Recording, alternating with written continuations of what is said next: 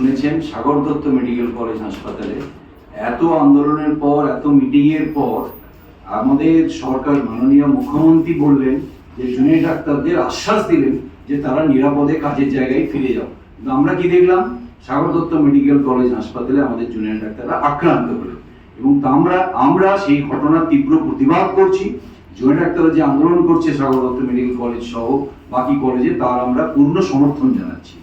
এইসব ভাই বোনেরা তারা 2 তারিখে একটি মিছিল ডেকেছেন, সেই মিছিলটি 1 তারিখ, সেই মিছিলটি 2 তারিখ বেলা 1টার সময় কলেজ স্কোয়ার থেকে ধর্মতলা অব্দি আসবে। ধর্মতলা একটা সমাবেশ হবে। তো আমরা এই স্লোগানটা দিচ্ছি যে 1 তারিখে 1 লক্ষ, 2 তারিখে 2 লক্ষ।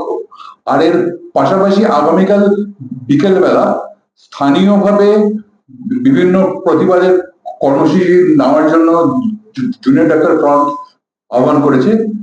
সিনিয়র ডাক্তারদের যে যৌথ মঞ্চ ডক্টর ওয়েস্ট বেঙ্গল, তারা সেই আহ্বানকে সমর্থন জানাচ্ছে। 51 দিন ধরে চিকিৎসকরা, বিশেষত জুনিয়র চিকিৎসক, সিনিয়র চিকিৎসক এবং তার সঙ্গে সঙ্গে সমাজের সমস্ত স্তরের মানুষ অভয়ার বিচারের দাবি নিয়ে রাস্তায় নেমেছে। তো তারই পরিপ্রেক্ষিতে আমাদের আগামী যে কর্মসূচি, সেই আগামী কর্মসূচি ঘোষণা করার জন্য আমাদের এই প্রেস ব্রিফটা। প্রথমে আমি অধ্যাপক অর্পিতা রায়চৌধুরীকে আমাদের যে প্রেস বিজ্ঞপ্তিটা সেটা পড়ার জন্য বলছি। আমরা চাই আরজিকর হাসপাতালে 9ই আগস্ট ঘটা নৃশংস খুন, ধর্ষণ, প্রমাণ লোপাটে যুক্ত সকল দোষীর দৃষ্টান্তমূলক সাজা হোক। আইনের নির্দিষ্ট সময়সীমার মধ্যে তদন্তকারী সংস্থা এবং সুপ্রিম কোর্ট ন্যায় বিচার সুনিশ্চিত করুক, এটাই আমাদের প্রধান দাবি। আমরা সকল লিঙ্গের মানুষ, বিশেষত প্রান্তিক যৌন লিঙ্গের মানুষেরও নিরাপত্তা, স্বাধীনতা এবং সমান অধিকার চাই। আমরা চাই সরকারি স্বাস্থ্য ব্যবস্থার চরম দুর্নীতি ও অরাজকতার অবসান হোক। শাসকের থ্রেট কালচার, মাফিয়া রাজ ও সিন্ডিকেট, পুলিশি দমন পীড়ন বন্ধ হোক। ন্যায় বিচারের দাবিতে শতাধিক প্রতিবাদী উদ্যোগ একসাথে মহানগরের রাস্তার দখল নিতে চলেছে আগামী 1 অক্টোবর। সকল নাগরিকের কাছে এই ঐক্যবদ্ধ প্রতিবাদে সামিল হওয়ার আবেদন জানাই। নাগরিক মিছিল 1 অক্টোবর বিকেল 5টা, কলেজ স্কোয়ার থেকে রবীন্দ্র সদন। যারা বিভিন্ন পেশার সঙ্গে যুক্ত, সাংস্কৃতিক জগতের মানুষ, ক্রীড়া জগতের মানুষ, ক্রীড়ামোদী মানুষ, এবং যে তার সঙ্গে যে আরো সমাজের সমস্ত স্তরের বিভিন্ন পেশা বলুন, বৃত্তি বলুন, চাকরি যারা করেন তারা, শিক্ষক, শিক্ষিকা, ডাক্তার, ইঞ্জিনিয়ার, গবেষক, বহু সমস্ত অংশের মানুষরা বিভিন্ন রকম ভাবে তাদের এই আন্দোলনটা করছে।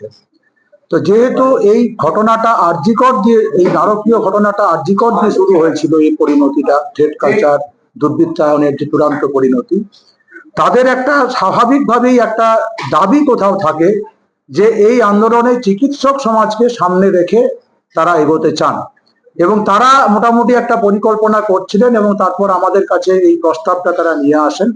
তো আমরা জয়েন্ট প্ল্যাটফর্ম অফ ডক্টরস, তাদের সেই প্রস্তাবটাকে আমরা মনে করি যে এটা এই মুহূর্তে একেবারেই উপযুক্ত সময় এরকম একটি মহা মিছিলের আয়োজন করা, এবং সেই জন্যই আমরা ওই যে 1 লক্ষ মানুষ তাদেরকে নিয়ে রাস্তায় নামা, এই স্লোগানটা দিয়ে সমাজের সর্বস্তরের মানুষকে নিয়ে 1 তারিখ, যেটা শারদোৎসব শুরুর ঠিক আগের দিন, আমরা এই পরিকল্পনাটা এবং এই উদ্যোগ আমরা গ্রহণ করেছি।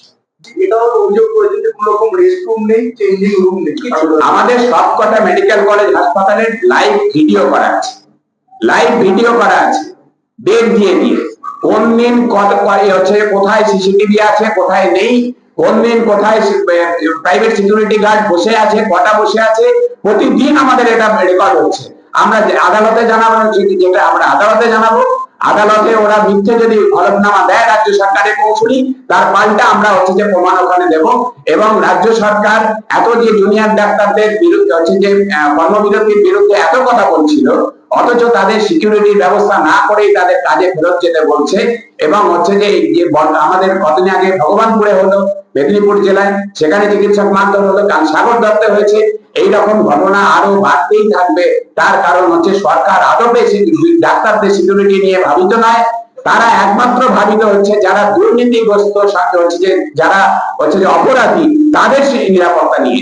কোন রকমের চিকিৎসকদের বলুন, সাধারণ মানুষের বলুন, নারীদের বলুন, হচ্ছে যে শ্রমজীবী মানুষ, পেশাজীবী মানুষ, বুদ্ধিজীবী মানুষ, সমাজের যে সাধারণ মানুষ বলতে যারা বুঝি, তাদের নিরাপত্তা নিয়ে এই সরকার ভাবিত না।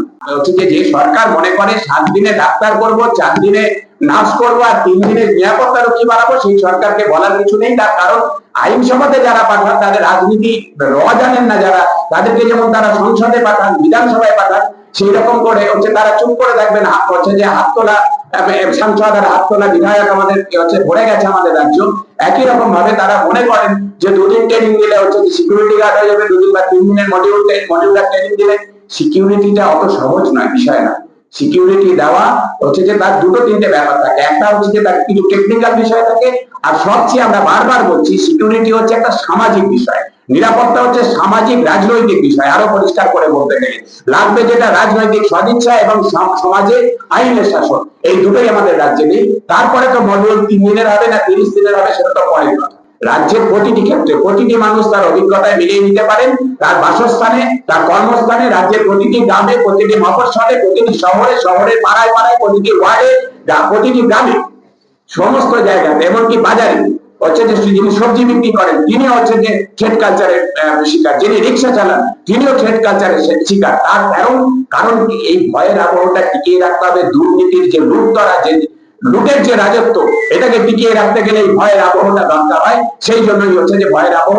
আর আজকে ভয় ভেঙে মানুষ যেহেতু পথে নেমেছে, এই ভয়ের সংস্কৃতির বিরুদ্ধে, হুমকির সংস্কৃতির বিরুদ্ধে কথা বলছে জোর গলায়, সরকারের রক্তচক্ষু, প্রশাসনের রক্তচক্ষু আর মানছে না। সেই জন্যই হচ্ছে সরকার ভয় পাচ্ছে, আর ভয় পেয়ে হচ্ছে আরো দমন পীড়ন নামানোর চেষ্টা করছে। কিন্তু পৃথিবীর ইতিহাস বলে, যুগে যুগে মানব সভ্যতার ইতিহাস বলে, যখনই রাষ্ট্রীয় দমন পীড়ন যত বেশি করে নামবে, তত হচ্ছে সাধারণ মানুষের দ্রোহ বাড়বে, বিদ্রোহ বাড়বে, এবং হচ্ছে প্রতিবাদ প্রতিরোধ বাড়বে।